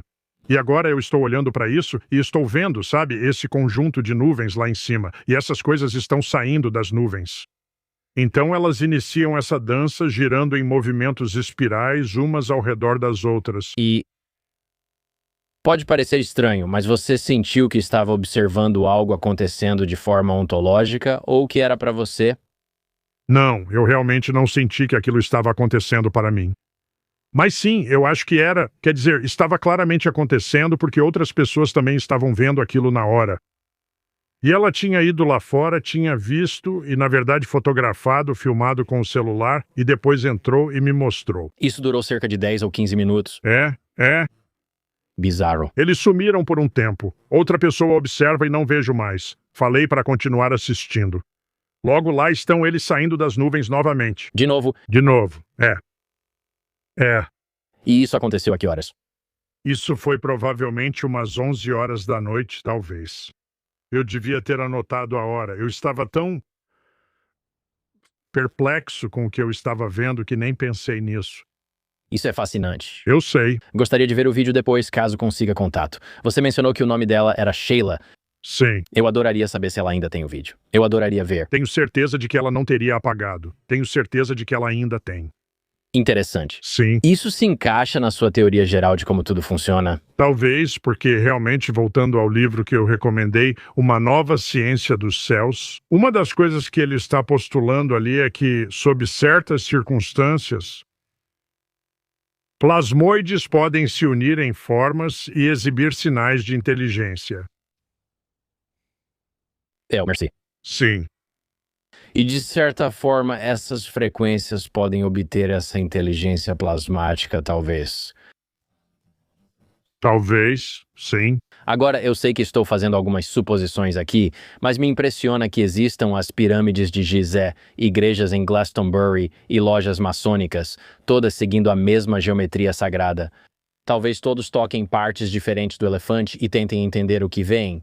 Partes distintas do elefante. Já usei essa analogia várias vezes, tentando chegar a algo. Isso nos leva de volta à questão do Graal. Na minha opinião, esses autores são todos diferentes. Você pode ler, sabe, o autor anônimo de Parleveux, pode ler Chrétien de Troyes, pode ler Robert de Boron, pode ler Wolfram von Eschenbach e vários outros. E cada um deles é quase como se você estivesse lendo sobre algo diferente. Na forma como eles descrevem fisicamente e nas propriedades disso. E as propriedades disso, sim. E foi Chrétien quem realmente transformou isso na versão cristianizada. Mas existem variações dessa história que precedem o cristianismo por pelo menos 1 milênio. E assim como o cristianismo apropriou tantas tradições anteriores, o que chamaríamos de tradições pagãs, repetidas vezes, como a Catedral de Chartres. Eu recomendo ir lá. Onde fica? O quê? Onde fica a cozinha? Fica ao sul de Paris, talvez uns 80 a 120 quilômetros. Fica numa colina, numa pequena vila. Procure aí. Vamos ver fotos da Catedral de Chartres. Na verdade, vou para Paris em 3 semanas. Você precisa fazer um desvio para o sul e ir para Chartres. Porque Chartres é sim um dos locais sagrados mais importantes da Terra, do planeta. Sem dúvida. E vamos dar uma olhada em algumas coisas rápidas aqui, se estiver tudo bem. Aí está. Agora, a Catedral de Chartres foi construída no cruzamento de várias grandes falhas geológicas que têm água passando por elas. E, na época pagã, havia uma nascente profunda ali que era considerada sagrada. E essa nascente agora flui para dentro da rocha e há uma cripta na qual você pode descer. Você verá um poço lá embaixo. Desça a cripta. Tenho fotos disso na minha apresentação de PowerPoint. Mas você desce até a cripta. Você pode olhar para o lençol freático. Você verá a água no fundo desse poço. E esse é o lençol freático. Agora, se você entrar na nave principal, que é o corredor principal dela, há um labirinto. Vamos ver se temos fotos disso. Essa é a cripta. Sim, é isso mesmo. Sim. Então você desce lá e pode ver o poço que dá para o lençol freático. Agora, quando você está no chão da nave, a altura da abóbada é a mesma distância acima do chão que o lençol freático está abaixo. Eu não acho que isso seja uma coincidência. Assim como acima. Novamente, como em cima, assim embaixo. Coloque o gráfico labirinto. É ótimo ter isso. Você só grita com ele. É ótimo. Ele entende. Que cara incrível. Ele é o melhor. É. Ei, pessoal, vamos dar uma pausa rápida para falar sobre a GLD, uma empresa nova incrível com a qual estamos trabalhando e cujas peças estou usando agora. Vocês já devem conhecer o básico, certo? Você sempre tem aqueles tênis, seus tênis preferidos que você sempre usa, sempre tem aquele jeans que você sempre usa, tem aquela camiseta preta que faz seu bíceps aparecer, sabe? Todos nós temos aquela roupa que faz a gente se sentir bem, mas para a maioria dos caras falta a peça final. Falo do pingente de Jesus, a joia que completa o visual. É aí que entra a GLD. Peguei esse crucifixo aqui e, sinceramente, só de ter já faz diferença. Sabe, às vezes quando você trabalha com algumas empresas, você fica tipo, beleza, espero mesmo que o produto seja bom. Esse aqui eu uso o tempo todo. Esse é, na verdade, o novo crucifixo. Eu perdi o último em uma casa de banhos, literalmente numa sauna. Perdi meu crucifixo, talvez seja o jeito de Deus me dizer alguma coisa. Consegui um novo da GLD e uso direto. Minha esposa gosta e ele tem um peso legal. Os detalhes são ainda melhores pessoalmente e o fecho é super resistente. Não parece algo que você comprou na Times Square de um cara aleatório. Não parece algo que você pediu, sabe, de algum site duvidoso na Temu. Esse é um crucifixo autêntico, simples e discreto. Eles têm várias coisas, não só religiosas. Quando uso, sinto que meu visual está completo e isso me faz bem. Eles oferecem correntes, pingentes, pulseiras, relógios, tanto peças discretas quanto chamativas, tipo, acabei de fechar um contrato. Até correntes de quem acabou de assinar com uma gravadora eles têm. Eles têm colaborações oficiais com, tipo, basicamente todo mundo. NFL, NBA, MLB, NCAA, NHL, corrente contínua Comics, MLS. Assim, você representa seu time sem parecer que comprou de um vendedor aleatório fora do estádio, e há opções para todos os bolsos. Eles podem te oferecer desde a peça de entrada banhada a ouro de 18 quilates até a peça de ouro maciço com diamantes naturais, e eles até fazem peças totalmente personalizadas. Então, se você quiser um pingente exclusivo, a GLD pode realmente fazer isso para você, e cada peça tem garantia vitalícia. Agora, se eu ainda não te convenci, deixa eu melhorar um pouco a oferta, beleza? Por tempo limitado, os ouvintes deste programa do Camp Gagnon, do Religion Camp, do History Camp e de todo o Universo Camp terão uma oferta incrível. Se você usar o código CAMP, C-A-M-P, na hora de finalizar a compra, vai ganhar 40% de desconto em todo o seu pedido no gld.com. São 40% de desconto em todo o seu pedido com o código CAMP na finalização da compra no gld.com e depois que você comprar, eles vão perguntar onde você ouviu falar do GLD. Fale que soube deles pelo pessoal legal do acampamento e que foi o Mark e o Christos que te indicaram. Sempre que você faz isso, ajuda a apoiar o programa. Muito obrigado a GLD e a você por acompanhar. Voltamos ao programa. E aí, pessoal, vamos pausar para falar sobre algo que ocorre no fim dos 20 e poucos anos, começo dos 30 que ninguém menciona. Basicamente, a sua capacidade de aguentar uma noite bebendo com os amigos muda completamente. Mano, quando eu tinha 22 anos, eu podia sair numa quinta-feira, dormir 3 horas, acordar, ir trabalhar, depois ir pra academia, me sentia completamente normal e ainda fazia tudo de novo no mesmo dia. Eu me sentia invencível. E agora eu tomo 2 taças de vinho. Na manhã seguinte, acordo pensando, o que eu fiz? O mais louco é que agora percebo isso claramente. Tipo, eu literalmente uso uma pulseira Whoop e consigo ver minha pontuação de sono naquela noite e pensar, eu tomei 2 cervejas. Então agora minha recuperação tá tipo 5%. Meu corpo tenta se recuperar do álcool de várias formas, não só da desidratação. Isso afeta a química do cérebro e o fígado processa tudo o que você bebeu. E é por isso que comecei a usar o Cheers Restore. Cara, o Cheers Restore é inacreditável. Eu nem sou de beber tanto e isso realmente me salvou em várias ocasiões. Beleza, Esse é um suplemento pós-álcool feito especificamente para ajudar seu fígado e seu cérebro depois de beber. O principal ingrediente é o DHM, que os pesquisadores passaram a estudar por causa de como ele interage com o álcool no corpo. O Cheers foi criado por um estudante de Princeton e hoje está em todo lugar. Já apareceu no Shark Tank, vendeu 50 milhões de doses em 30 mil lojas, soma milhares de avaliações, 5 estrelas na Amazon e tem apoio de médicos, PhDs e clínicos. A ideia é simples. Você é um adulto normal, tomando drinks.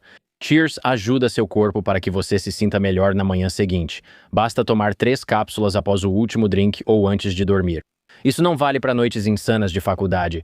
Se tomar 12 shots de tequila, não sei o que dizer. Se você é um adulto responsável bebendo em um casamento, isso faz muita diferença. Sinceramente, o mais importante é acordar funcional, conseguir fazer as coisas, me recuperar melhor e ainda me divertir com os caras à noite. Então, mesma noite de festa, mas uma manhã muito melhor. E é isso que Cheers é. Por tempo limitado, ouvintes ganham 20% de desconto em todo pedido no cheershealth.com com o código CAMP. Acesse o Cheers Health, use o código CAMP e ganhe 20% de desconto. Após a compra, eles perguntam onde você conheceu o Cheers. Diga que foi com o pessoal bacana do Camp Guided, isso nos ajuda muito a manter tudo funcionando. Muito obrigado, pessoal. Cheers tem sido incrível. Não suporto o desconforto do dia seguinte e Cheers resolve isso. Agora, vamos voltar ao programa. Beleza, então. Dá uma boa olhada nisso. Agora coloca a rosácea de Chartres.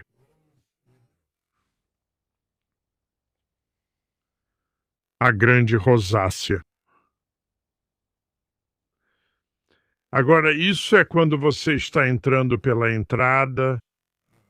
No oeste você está entrando e esse labirinto no chão está na sua frente. Aí está.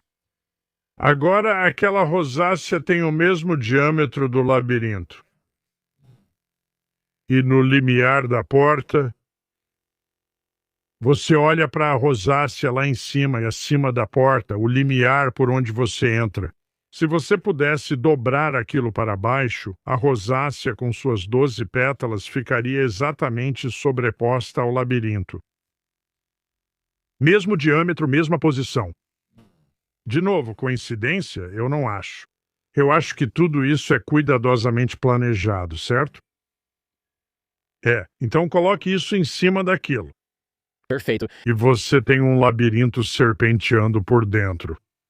E claro, as 12 pétalas representam os signos do zodíaco. Então, se alguém aí ouvindo tiver uma solução para qual é a intenção, manda ver. É isso aí. Boa. Interessante. A ideia é que eles constroem essas estruturas.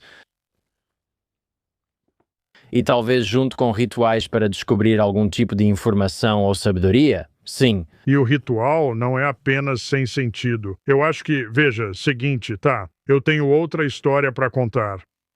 Quando eu tinha, quantos anos? 24? 23? Era por volta de 1975.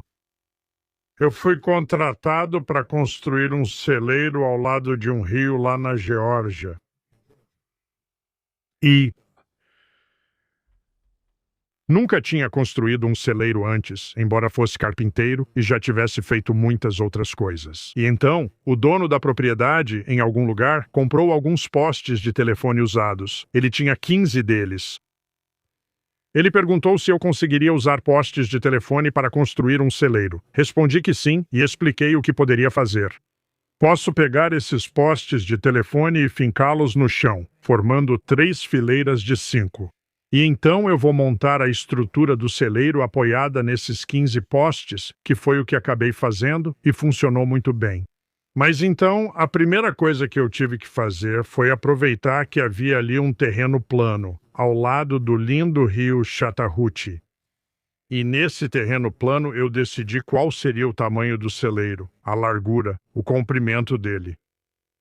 E eu tinha, como eu disse, 15 postes. Então, o que eu fiz foi pegar estacas de nivelamento, e em cada lugar onde eu queria colocar um poste, eu finquei uma estaca no chão. Eu tinha 3 fileiras com 5 estacas cada.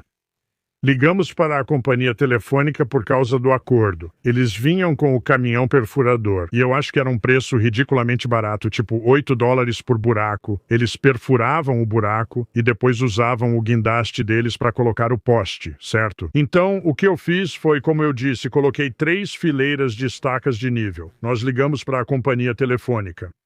O caminhão deles veio e parou na estrada. Era uma estrada de cascalho. Isso era no interior naquela época.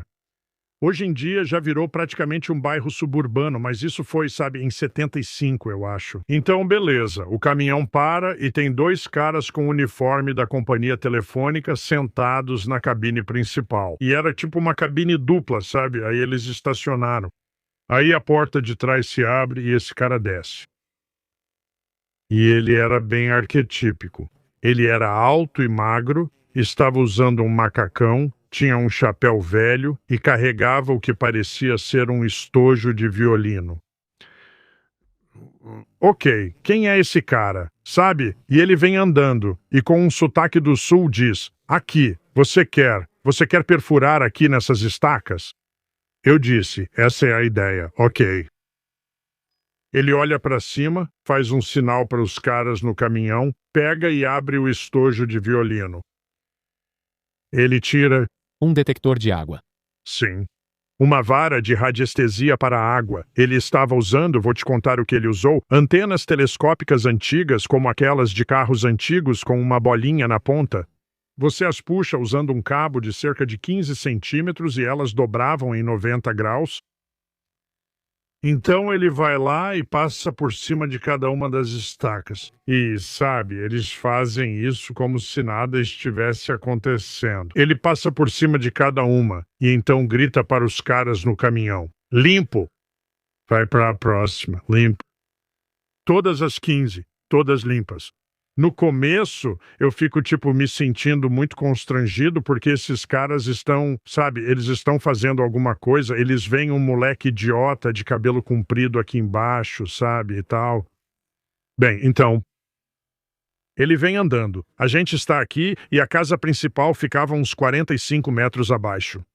Tinha uma garagem e uma entrada vinda da estrada de cascalho. E eu sabia que o encanamento principal de água vinha do outro lado da estrada e cruzava a entrada em algum lugar, porque uma das coisas que a gente já tinha feito antes era que ele tinha comprado uma piscina acima do solo. E aí nós, eu e meu irmão, construímos um deck em volta dela, certo? Uns 4 ou 5 pés acima do chão.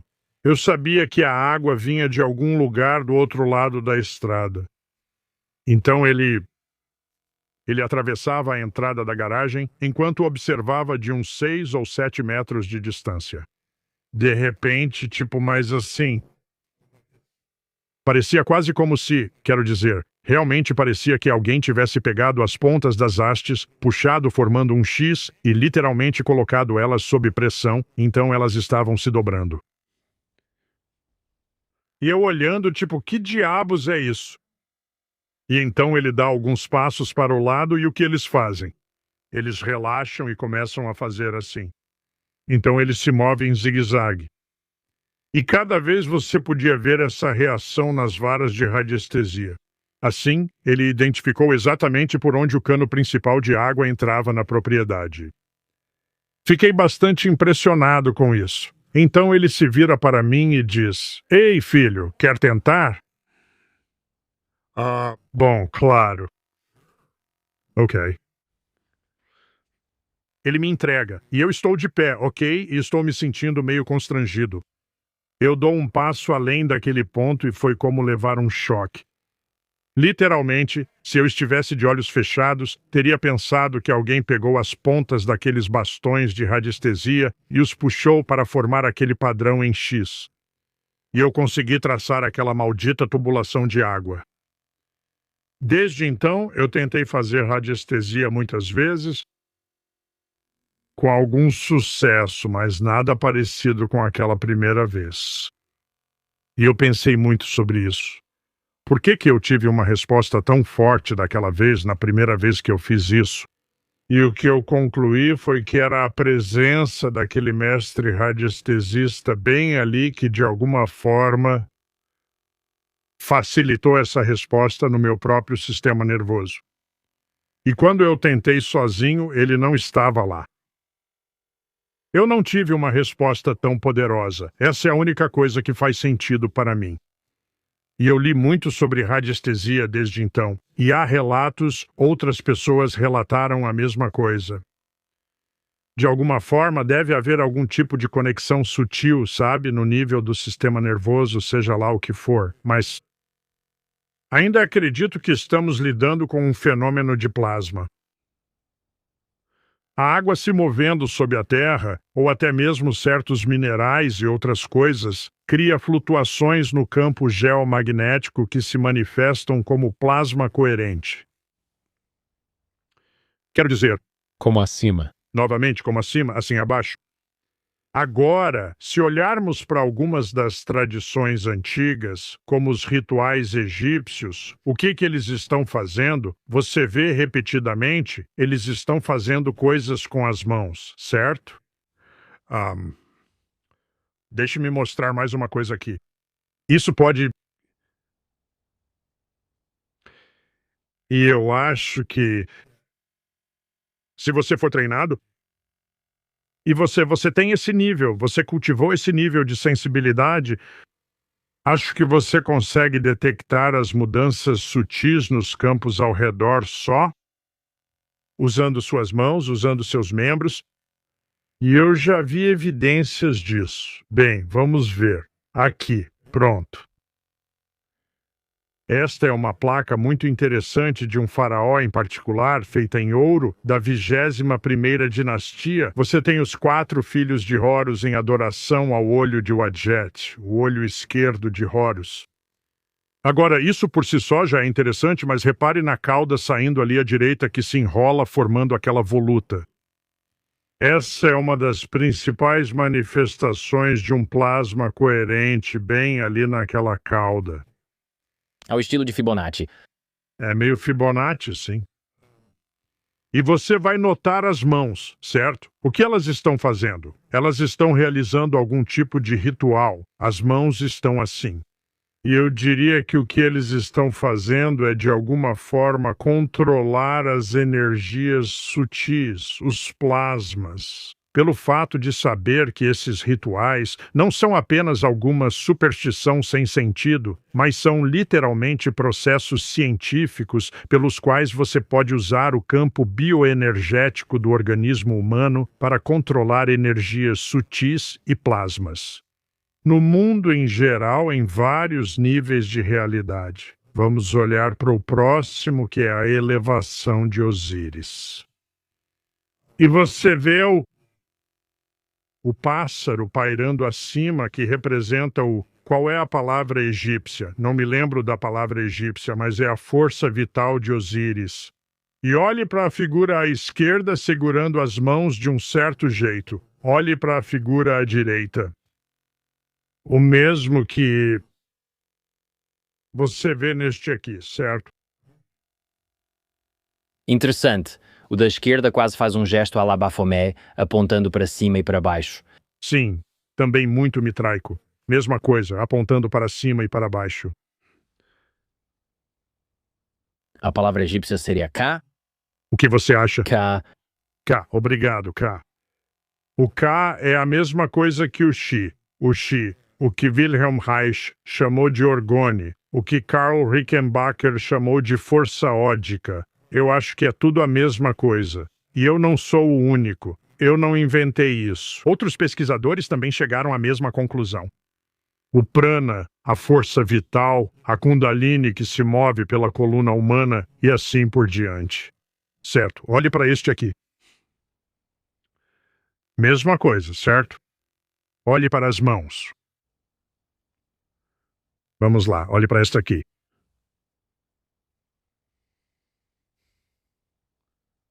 Agora olhe para esta aqui.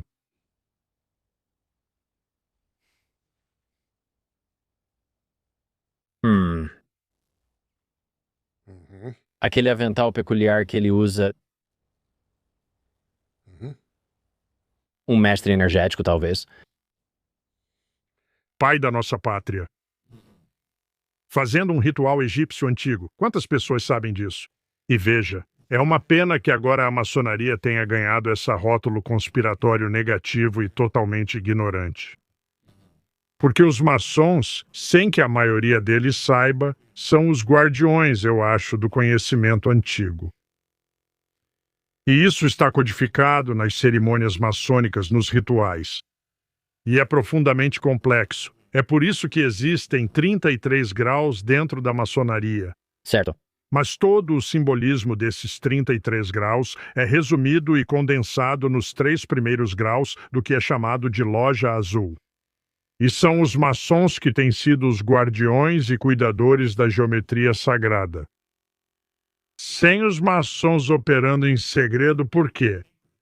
Porque a maçonaria foi declarada herética pela igreja organizada e autoritária. E ela também era considerada não apenas herética pelo establishment teológico, mas também por muitos reis e outros governantes. Eles viam que qualquer organização como essa era uma ameaça potencial à hierarquia da sua autoridade. Então houve séculos de opressão durante a Idade Média. A construção das catedrais góticas, onde esse conhecimento foi codificado, e o final do iluminismo científico que vemos emergir no final dos anos 1600 e início dos anos 1700. Entendi. E quando os maçons vieram a público, por assim dizer, no início dos anos 1700, havia 4 lojas na Grã-Bretanha que se consolidaram em uma única loja. Eles se tornaram a grande loja da Grã-Bretanha. E são eles que supervisionam a maioria das lojas do mundo hoje. É de lá que a maioria das lojas recebe suas cartas patente. Até mesmo o rito escocês. Até mesmo o rito escocês. Bem, o rito escocês é uma subdivisão dos grandes corpos maçônicos. E para passar pelo rito escocês, que leva você do 4º grau até o 32º grau, você precisa ser um mestre maçom. É necessário ter concluído esses 3 primeiros graus. Os 3 primeiros graus formam o núcleo disso. Então, os graus superiores basicamente pegam partes disso, desmembram e aprofundam em mais detalhes. Obrigado. É assim que o sistema funciona. Então você tem o rito escocês, você tem o rito de York, você tem o Shrine, você tem o Groto. Esses são chamados corpos afiliados. Então, alguém como Hiram Abif seria um mestre energético que entende a geometria sagrada de como construir. Sim, ele foi o arquiteto do templo, de acordo com a lenda maçônica. E ele foi assassinado prematuramente. E cada um dos 3 mestres, o rei Salomão, o rei Hiram de Tiro, o rei da Fenícia, basicamente, e Hiram Abif, que era o arquiteto. Cada um deles tinha 1/3, um componente da palavra, da fórmula sagrada. Quando o templo estivesse completo, era a pronúncia dessa palavra que essencialmente ativava o templo. Então, o tetragrama? Pode ser, pode ser. Pode ser o tetragrama ou alguma variante. De qualquer forma, segundo a lenda, Hiram Abif foi assassinado na véspera da conclusão do templo. E assim, a parte da fórmula que cabia a ele, a fórmula sagrada, foi perdida. Então, uma das coisas que você aprende no ritual maçônico até hoje, como maçom, como aprendiz iniciado, quando você vem do oeste viajando em direção ao leste. Por que sair do oeste e ir ao leste atrás do que se perdeu? E isso está ligado, eu acho, intimamente às lendas do Santo Grau, novamente. Porque se olharmos para esse período, de aproximadamente 1150 a 1175, até o começo dos anos 1200, isso dá cerca de meio século. Bem, nesse período vemos o lançamento, por assim dizer, a desclassificação, se preferir, de toda a literatura do Graal, principalmente em francês, muita coisa em alemão, um pouco em holandês e algumas em outras línguas. A maior parte era em francês. No surgimento dessas lendas do Graal, quase certamente os 3 autores conhecidos, Wolfram von Eschenbach, Robert de Boron e Chrétien de Troyes, eram templários, certo? Acho que os templários também eram os guardiões desse corpo de conhecimento perdido. E esse período durou em seu auge cerca de 50 anos. Mas se você estender isso, se olhar para a curva de sino, havia uma longa cauda no começo, uma longa cauda no final, e todo o intervalo histórico foi de cerca de 150 anos. Você vê os templários, a ascensão dos templários, os cátaros, que eram, de certa forma, um retorno e uma recuperação das antigas tradições gnósticas do cristianismo pré-constantino. E por causa disso é que os cátaros tiveram que ser exterminados pela igreja autoritária, o que de fato aconteceu em sua maioria, até que alguns deles foram para a clandestinidade. E você teve as primeiras escolas de Cabalá. O Cabalá é, acho eu, a pronúncia correta nas dimensões místicas do judaísmo. Você também teve o surgimento do sufismo. Você também teve os trovadores, que eram como, de certa forma, uma espécie de internet da época, porque na superfície eles eram músicos, dançarinos, poetas, acrobatas. Por trás dessa fachada também carregavam a sabedoria sagrada. Eles são místicos. Havia místicos, sim. Você tinha os trovadores e o surgimento inicial do baralho de tarô. O baralho de tarô é uma exposição científica poderosa sobre cosmologia, a origem da vida e a origem da Terra. Vai muito além do que qualquer um pensa que é. Está codificado ali. Os Rosacruzes também seguiram isso? Acho que os Rosacruzes foram um renascimento que veio depois. Vieram durante os anos 1600 porque houve um renascimento. Isso está bastante associado com o primeiro aparecimento da maçonaria. Saindo da clandestinidade, onde estava escondida por 3 ou 4 séculos, para preservar esse conhecimento. E a construção das catedrais góticas na Europa. Você teve a fase final da arquitetura sagrada clássica no Camboja, na Tailândia e no Vietnã. Você teve a fase final das grandes estruturas de terra na América do Norte.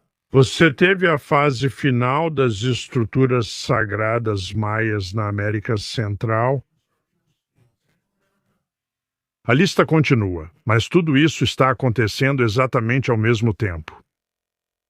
É quase como se você tivesse essas pessoas prontas para começar a trabalhar. Quero dizer, quando você olha para uma catedral gótica, e falo sério, vá para a França, você tem que ir, sabe? Na verdade, eu recomendaria Reims, Amiens e Chartres. Se você for nessas 3, vai sair de lá completamente impressionado. Você vai pensar, meu Deus, como eles conseguiram fazer isso? Você olha para a geometria, você observa o trabalho em pedra, você observa e então começa a refletir. As estruturas são uma completa ruptura em relação ao que veio antes em termos de sofisticação. Existem estruturas onde as abóbadas estão literalmente sob tensão e não apenas sob compressão.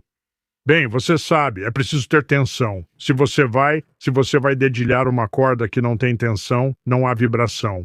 Ela precisa estar sob tensão. As catedrais góticas, as abóbadas estão sob tensão. A argamassa que une as pedras das abóbadas é tão forte quanto a própria pedra. E isso cria um sistema estrutural coerente, singular e unificado. Na verdade, li em alguns lugares que a receita exata da argamassa não é conhecida. Mas acho que foi Schwaller de Lubitsch que escreveu, que foi o primeiro homem, aliás, a sugerir que a esfinge foi erodida pela água, escreveu um tomo em 2 volumes chamado O Templo do Homem.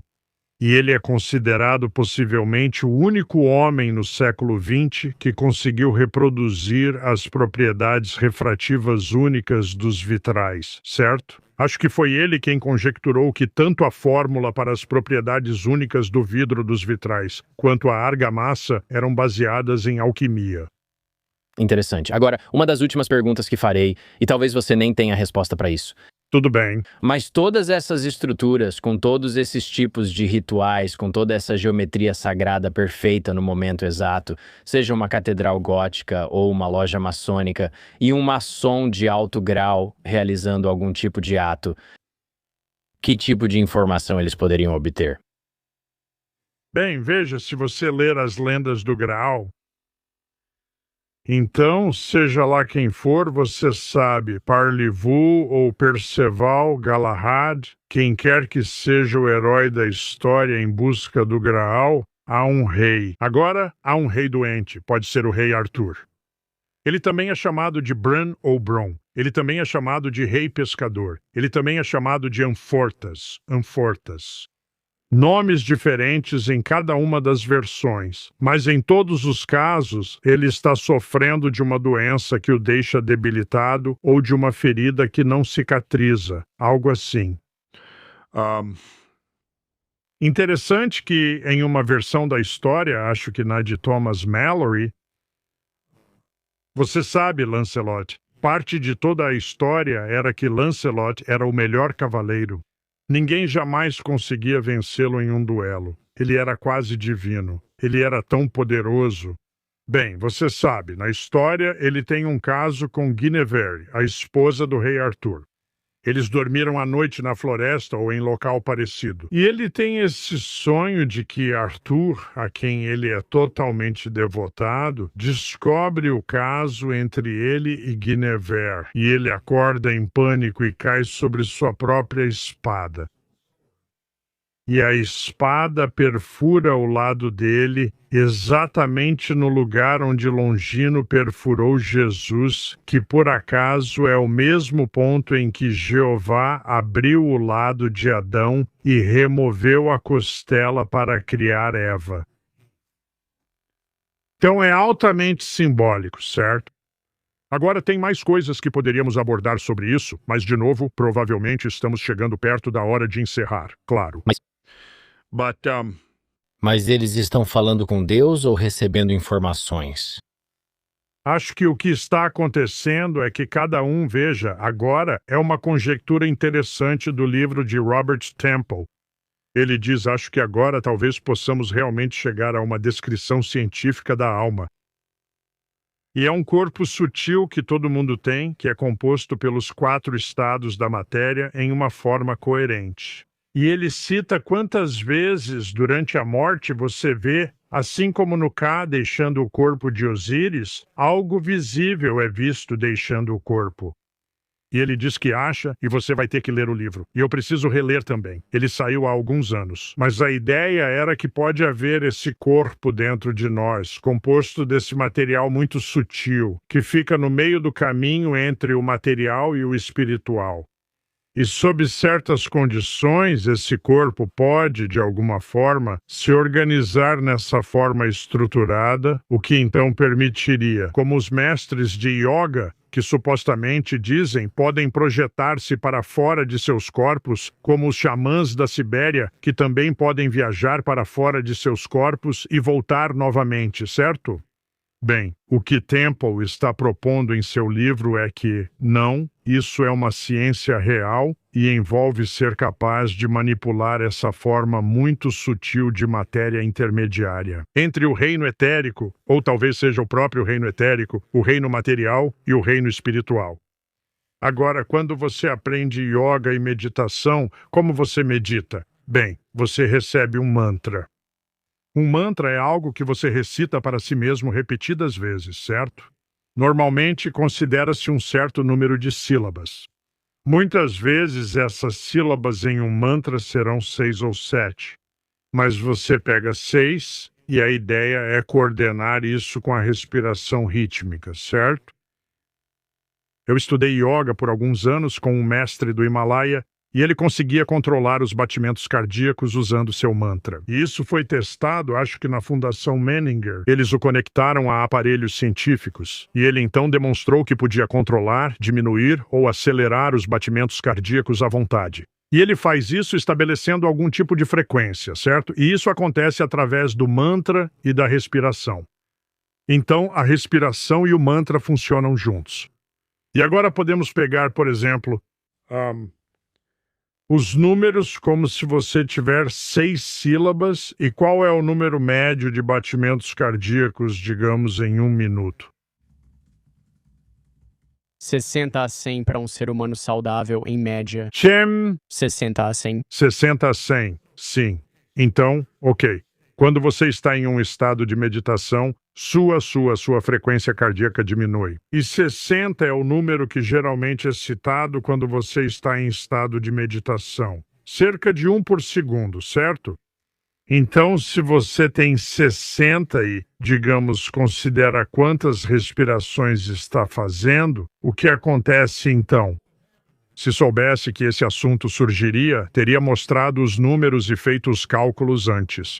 A questão é que quando você faz essa respiração controlada e você está repetindo esse mantra, as proporções acabam sendo exatamente as mesmas desses números que estamos analisando, entende? Então isso me sugere algo. E podemos trabalhar nisso na nossa próxima reunião. Nós vamos resolver isso. Mais 60 repetições por minuto. E 6, vamos ver qual é o número médio de respirações.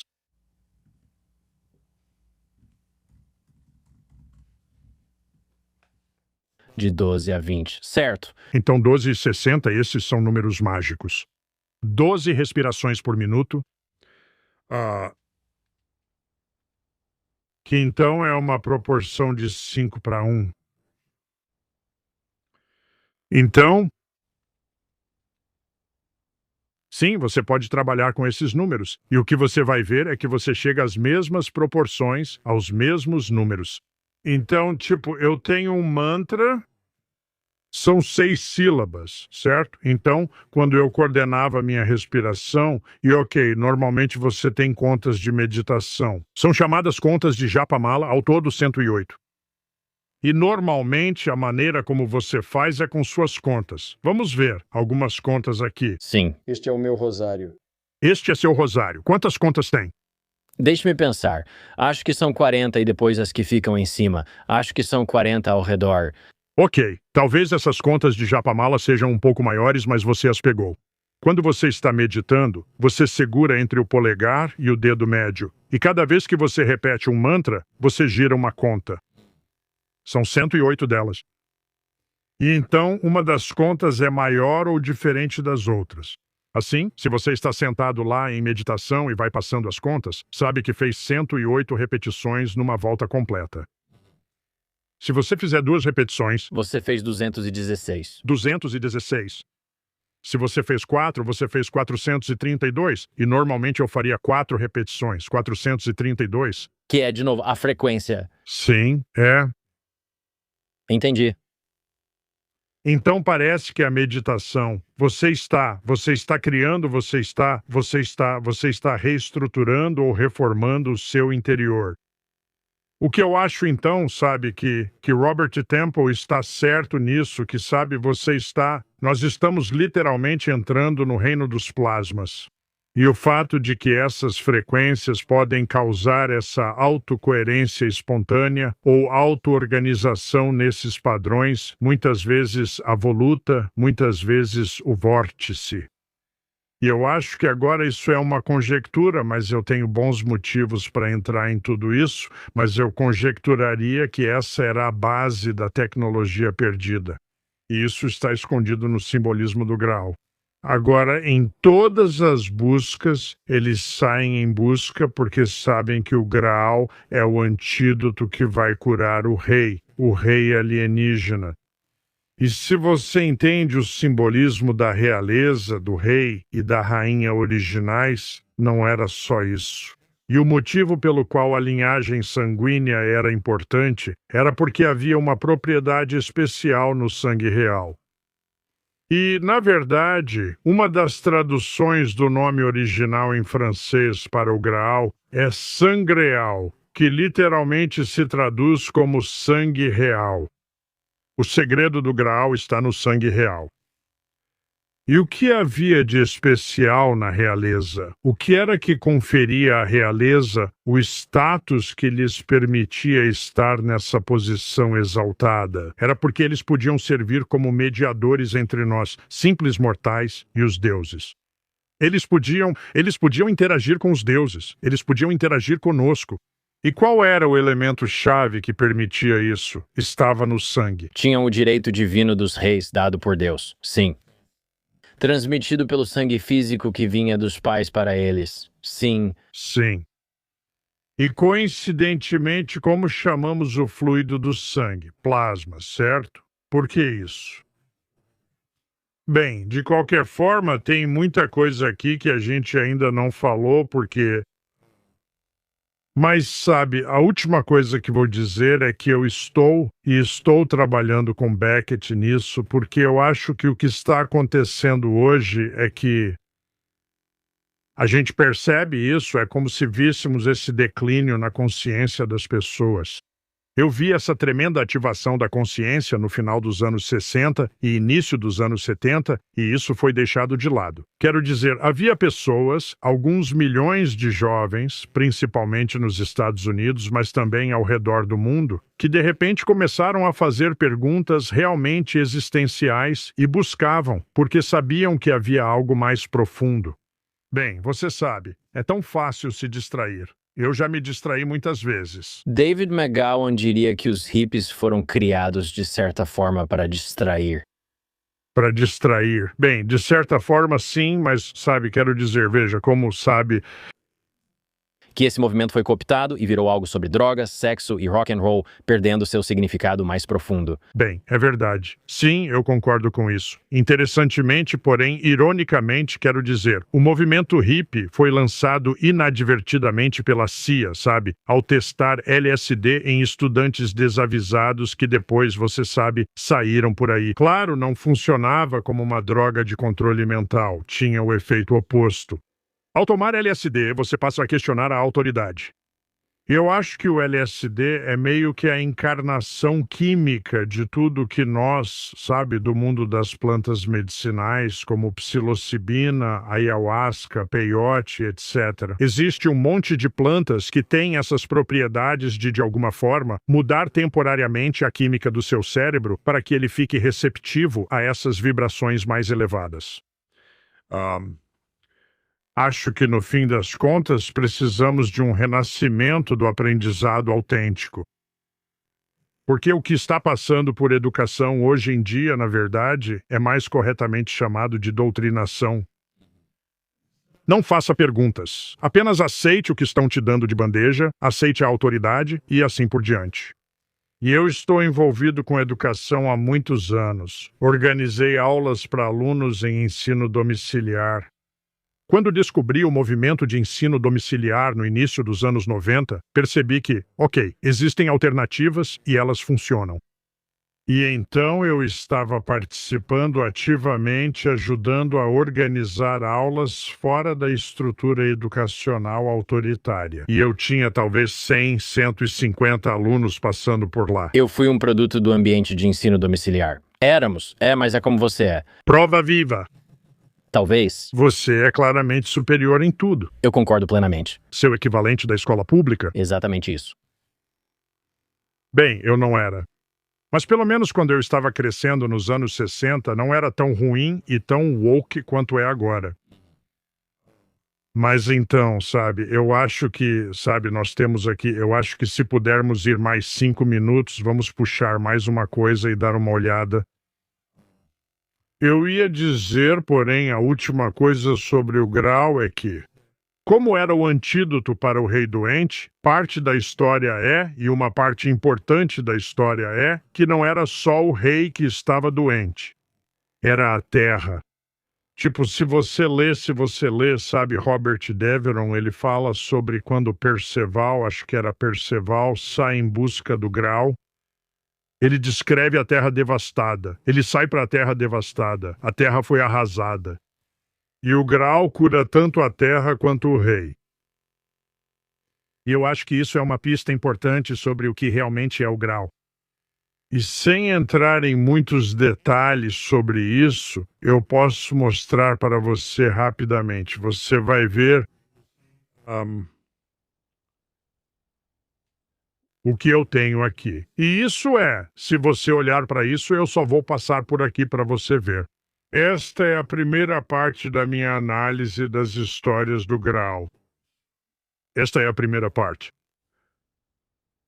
E aqui eu entro em muitos detalhes e me aprofundo bastante. E você sabe, aí dá para ver o tamanho disso, né? Os montes, as estruturas, o trabalho de Wilhelm Reich, de Tesla. Isso é muito interessante. Eu gostaria que tivéssemos mais tempo, mas faremos isso de novo. Podemos mergulhar nisso, mas este é minha primeira parte. Como pode ver, é bem extenso. E não temos tempo para entrar nisso agora. Queria que tivéssemos tempo. Eu queria que tivéssemos mais tempo. Segunda rodada. Faremos isso na segunda rodada.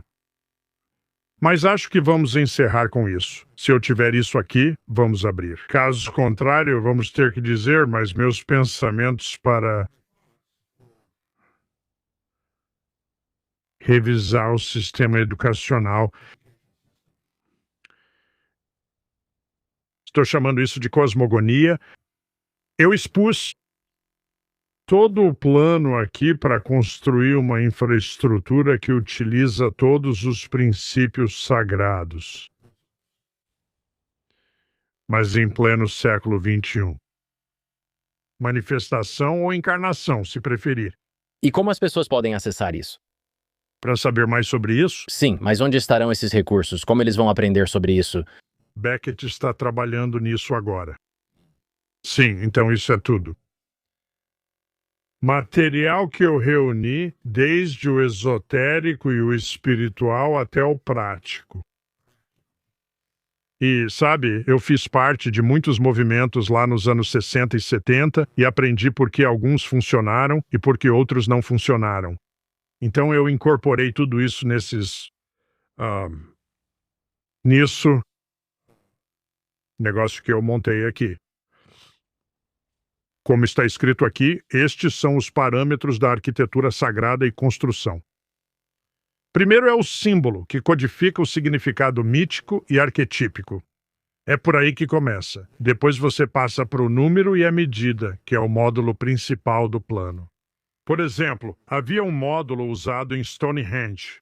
Havia um usado na Catedral de Chartres. Havia um usado em Reims.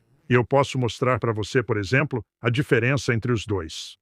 A diferença entre Chartres e Reims está nos diferentes locais da Terra onde foram construídas. A orientação, os alinhamentos astronômicos cósmicos. Depois, a localização, a geografia sagrada, que é a associação com estruturas e padrões geológicos e geomânticos. A geometria sagrada, que é o design harmônico, a forma, o padrão e a simetria dinâmica. E, finalmente, a alquimia, que é o preparo e o processamento das matérias-primas. Então, esses são todos os parâmetros separados que você encontra consistentemente na arquitetura sagrada. E é disso que se trata, a restauração da antiga ciência hermética de unir a Terra e o cosmos. Porque estamos fora de sintonia, e isso se manifesta todos os dias. Nós vemos isso. A guerra, o conflito, a discórdia e a desarmonia no mundo são a indicação de que perdemos a sintonia. Os padrões harmônicos estão fora de fase e estão produzindo energias discordantes que envolvem toda a Terra e estão afetando a psicologia humana, a percepção humana, a espiritualidade humana. E se pudermos começar, mesmo que aos poucos, estabelecendo protótipos que possam servir como modelos. Acho que foi assim que funcionou ao longo da história. Era preciso ir lá e criar a pequena capela circular de 12 metros bem na Inglaterra. Assim começou. Claro, penso em algo mais ambicioso que isso. Mas então eu passei por isso, você pode ver Centro Sagrado, a antiga arte de localizar santuários, arqueoastronomia, ligando o céu e a terra. E a ideia é aplicar esses princípios. Então, a manifestação desses princípios em uma infraestrutura real é a escola.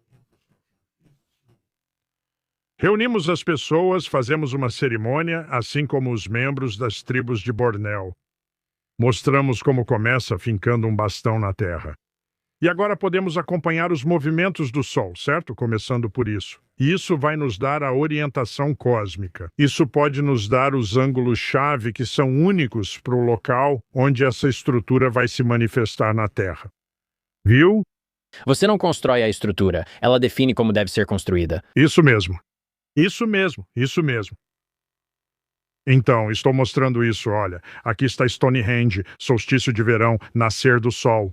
Vá para Ohio, para Fort Ancient. Você tem o nascer do sol no solstício de inverno. Você fica bem no centro dessa enorme estrutura de terra. No solstício de inverno, o sol nasce exatamente naquela abertura, no dia mais curto do ano. Isso não é coincidência. Roda de medicina. Podemos passar por tudo isso. E, Onde ficará a sua estrutura? bem, sabe, estou pensando no meu quintal. Eu acho que, sabe, novamente meu objetivo é estabelecer um protótipo que possa ser aplicado em qualquer lugar. Mas considero o Tennessee uma possibilidade. Eu gosto do clima do Tennessee, do clima político de lá, e parece ser um estado que está começando a realmente readotar conceitos de liberdade. E, claro, aqui mapeando campos de energia da Terra.